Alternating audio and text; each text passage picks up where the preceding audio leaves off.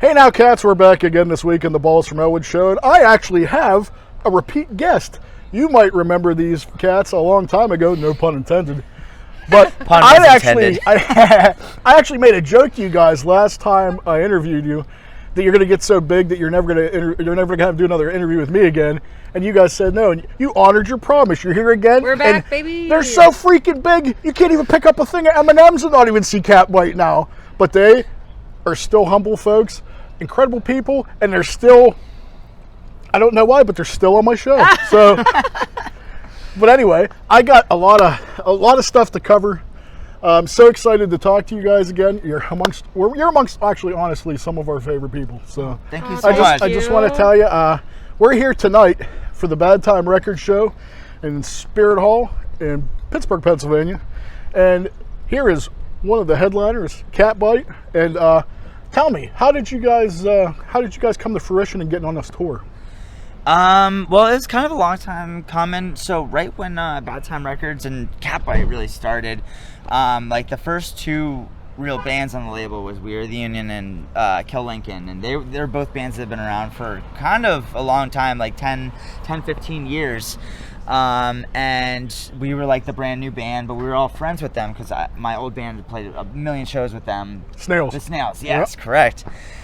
So they did like a little Northeast headline thing, the two of them, and we opened for the shows. We did Boston, Brooklyn, Baltimore, and Philly. Yeah.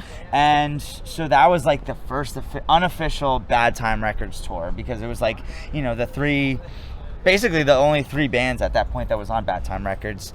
And then, like, as the scene and the label's been growing and all the bands have been getting, you know, more popular, we kind of just started talking about, like, we need to do that again, but, like... on a much larger scale. Yeah, like, now that, like, things are going well for us all, and, like... And it just kind of made sense, I think, to do, like, those three bands again, us and Watu and Kill Lincoln. Yeah. Just from where it started and where we are now. And also to incorporate some of the other bands that are on the label. Yeah. And like some of them like don't have a lot of touring experience, so it's cool to like, you know, get them in front of these crowds, because they're, you know, people know them from the label, but there's, you know, it's hard for them to get out on the road. So like tonight and for like a quarter of this tour, it's Jay Navarro and the Traders, which, I mean, Jay Navarro, you know, from Suicide Machines, legend. But like the Traders, you know, they've kind of just started touring. They've been around for a minute, but they haven't been doing too much touring. And then we just had Bad Operation with us for the last few brand shows, and they're amazing. But they haven't really like played a lot of shows. So it was really cool to bring them out with us, and the shows have just been wild. Yeah. And it's like always like the whole thing with this whole scene in Bad Time Records, it's always like all the bands are just like constantly lifting each other up, and like it's like a very anti-competitive, just like group community effort. And that's like, it just made so much sense to do like a, you know, instead of like a headliner and then like some openers, it's like, let's just do this whole thing and like show it to the world. And I think, you know, this tour would do a much better than if any single one of us kind of just went out on our own. Yeah. And it's kind of establishing these bands, these new bands, as headlining bands, and like saying, hey, we can do this shit. Like, we don't need a massive label. We don't need a big band to take us on tour. We can do this ourselves. And we've been selling out most of these shows, and that's incredible. Well, that leads me to my next couple questions, actually. You said there was people that lifted you up and you guys work as a family. Can you name some of the people that actually helped you, you know, when you're getting to where you're at now? I mean, Mike Szynski is probably one of the main people. Mike Szynski, who's in Kill Lincoln and started Bad Time Records, but he's been a really good friend of Tim's for a long time, and he kind of just like had a lot of faith in us when he first started this label and said, hey, do you want to be on my label? And we were barely a band. We didn't really have many songs at all. He heard one demo of ours and he messaged me on Facebook. He's like, hey, I'm starting a new label. You want to be on it? Do you want to be the first release? I'm like, and we were like, yeah, why okay. not? We'd been a band for like a band for like a month, maybe 2 months. But I mean, some others is like Jeff Rosenstock. He was like, that was like, and Mustard Plug. Those were like some of the first tours that we did as a band, like bigger tours, like and you know, it's so cool. It's really Streetlight Manifesto, actually. Like they brought, that was huge for us. They brought us on the road for. we did about like 15 shows with them last year, and like the shows were massive, like way bigger than we've played before. Yeah. But yeah, it's just cool kind of seeing, because like, you know, I've been playing ska bands for so long, and it was always just kind of, you know, it was every man for himself type of thing. And like since Catbite, since we started this band, and since like we've been active in the scenes, Bad Time Records has been around, it's just been way more of a community. And as you can see, like these, and like, you know, it just, they feel, these shows are really special, and like the crowd can see that like kind of community. And it's just like it's hard to describe. You can feel it's like it a family. in the room. Yeah. Like It really is. does feel like that's one of the things I love the most about the ska scene. When you go to a show, you know, we're all community. It feels like, I don't even know if you could feel like that going to any sort of other show. Like Exactly. nothing. No, it's rare. I think it's a rare thing. But let me ask you. I don't know. I think everybody probably has their own answer. But there's been a resurgence in ska. You know, now this is new tone. Yeah. Can you tell me, what do you think starts the resurgence? I mean, ska always comes, you know, in new waves. And what do you think actually jump-started? I like to think that you guys are a big proponent in actually starting the next wave of ska with new tone. But what do you think always makes ska come back and be embraced again? I don't know. I feel like there's just like so many different factors that kind of just like came together for this like resurgence. Whatever you want to call it, like, you know, it's like I said, I mean, like, you know, ska's been here, it's never gone away, but it's obviously becoming more popular again. And it all kind of comes back to that like community aspect. It's just like after like the 90s or like early 2000s, it kind of, when it, you know, became very competitive and like became, you know, a sport to get on the radio and to be on MTV, it became a competitive thing, and the bands weren't like lifting each other up as much as like, you know, back in the old days, in like the two-tone era and stuff, like where it was meaningful and stuff. And I think also a lot of it has to do with the internet and social media. Absolutely.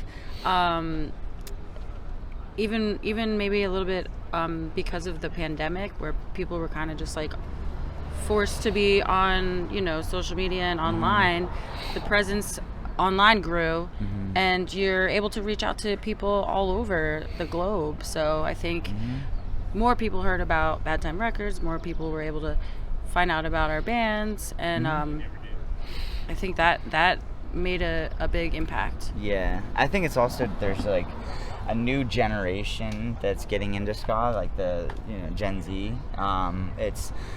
Which are like people that are looking for music that's fun.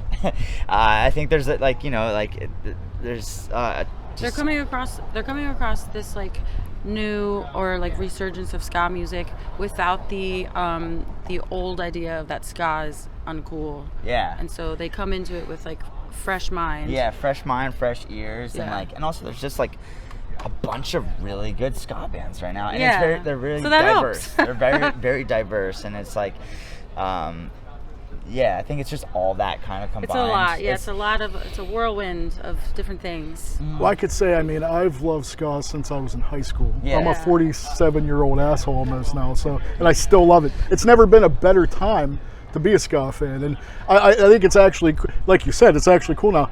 I used to get made fun of for like a ska, and now like I can walk around and everyone's like, yeah, you know, like I'm like, wow, I know, finally people get it, you know, like I've been defending ska for decades. When I was like in the Snails, and people would ask like, what kind of music is your band? I'd be like, we're ska, but not like that. Like we and it's like I literally would have to like defend like or else people would be like, Sky, well, you go to a Sky show, or like, you know, like I used to, or else people would be like, so you're like, is it like punk with horns, or is it like, you know, like, you know, so, but yeah, I mean, I feel like now you can say ska and it can mean a lot more. It's not a dirty word anymore. Yeah, there's still people that are they're ignorant to it, and like older people that like, you know, lived through that. But like, I feel like a lot more people are being a lot more open-minded and like kind of realizing, oh shit, there's some good stuff. Well, I just got a couple more for you. I don't want to keep you all night, but since last we spoke till now, can you kind of give me some highlights of things that you think they're incredible that happened to you since you know, from the beginning to now? I mean, just last night we played our hometown Philly and sold out the show, and it was incredible. Now, was that the first time? So it was our third third ever hometown headline show, yeah. and this one, it was 650 capacity room. We've sold out a headline show before, but it was 150. Only like, yeah. So that was our first headliner, our record release. We sold out. It was Yeah. 150. That was 2 years ago. Even that, I was like, oh my gosh. So then last night was just like the most amazing. It still feels like a dream. Yeah. It was just like to be, and it's like a venue that like we go to a lot, and we see a lot of really big bands, and like the bands that like we, you know, bigger bands that come through, and we're like, heck yeah, going to Underground. And then it's like, oh wow, we're playing there. Oh, we're headlining. Oh, it's sold out. It's just like, and then just the energy from the stage. It was probably one of the best shows of our lives, just because like, yeah, like just all that, like it was really special. I keep crying about it. So. Yeah. I could feel it, man. I saw the pictures from last night, and you could just feel it. Yeah. That just leads back to there's no other form of music that has the energy in just the community like we have. So, yeah. But I mean, I'm just going to ask you one more here. I want to know, like, what is the future of Catbite? Do we have new music coming up, or are you still? Well, we're I mean, nothing. Nothing. I mean, we're definitely working on writing the music. some music yeah, right we're now. definitely working on the music, and no we final don't. plans. We don't have any finite plans just yet, but I think I would maybe next year. Yeah, but in the meantime, we're like basically touring nonstop the rest of this year. We have like maybe like 50 more shows, 40 more shows this year. Yeah, we still have a bunch that's not even announced yet. You folks don't have time to write new shit. Fall, we're gone, and like all the way till the end of the year, basically. Yeah, that's amazing. Yeah, we have 2 unannounced tours later this year, and then an unannounced tour for next year already. Will you be back to the Berg?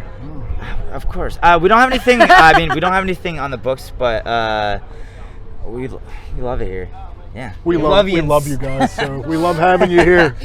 Yeah, no, it's I always like coming here. I grew up in Western Pennsylvania, so it's like I have family in Newcastle, and like it's I think they might be coming. They're supposed to be coming out tonight. Yeah, but you know, I always liked it over here. I have a question for you now. All right. Wow, this is interesting. I don't usually get this. Are we in the Midwest right now?